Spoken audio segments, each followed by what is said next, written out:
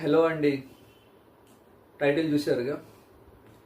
ముస్లిం స్త్రీలకు బురఖా వరమా శాపమా? ఏమండి, ఇది వరము కాదు, శాపము కాదండి. ఇది కేవలం ఒక డ్రెస్ కోడ్, అంతవరకే. ఒక డ్రెస్ కోడ్ మనం అలవాటు చేసుకుంటే చిన్నప్పటి నుండి అది మనకు పెద్దగా ఇబ్బంది ఉండదు. ఓకే, ఇప్పుడు ఈ పాయింట్ మనకు ఖురాన్లో కూడా ఉంది. అమ్మాయి ఎప్పుడైతే వయసుకు వస్తుందో ఆ అమ్మాయికి ఫుల్ డ్రెస్సింగ్ అనేది ఉండాలి అనేది పాయింట్. ఎందుకు అంటే ఇక్కడ లాజిక్గా ఆలోచించండి.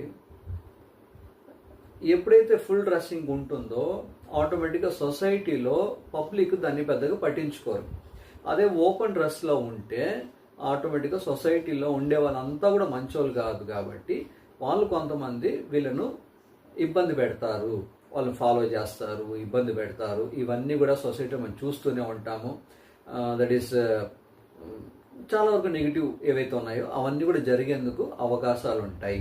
దీన్ని మనం సేఫ్ గార్డ్ చేసుకోవాలంటే డ్రెస్ కోడ్ ఫుల్గా ఉంటే ఇలాంటి ప్రాబ్లమ్స్ ఉండవు. ఓకే, దీంతో ఒక కంపారిజన్ కూడా ఉందండి. సపోజ్ మనం సీసా బాటిల్ కొన్నాము ఆర్ గాజు బ్యాంగిల్స్ కొన్నాము.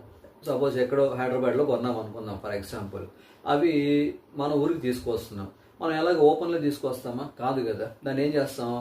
దట్ ఈస్ క్లాత్ కానీ పేపర్ కానీ ఇదన్నా మొత్తం సెక్యూర్డ్గా ప్యాక్ చేసి మనం సూట్ కేసులోనో బ్యాగ్లోనో పెట్టుకొని వస్తాము, సేఫ్గా తీసుకొస్తాం.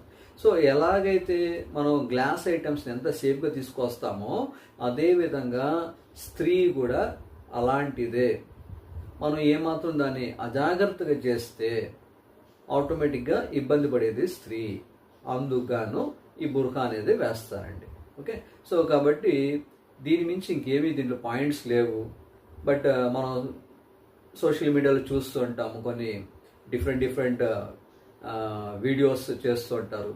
అంటే ముస్లిం స్త్రీలను ఇబ్బంది పెడుతున్నాయి ఈ డ్రెస్సులు అని చెప్పేసి, వాళ్ళకు అణిచివేస్తున్నారని చెప్పేసి, వాళ్ళు బలవంతంగా ఈ డ్రెస్సింగ్ వేస్తున్నారని చెప్పేసి ఇవన్నీ కూడా మనం సొసైటీలో చూస్తూ ఉంటాం.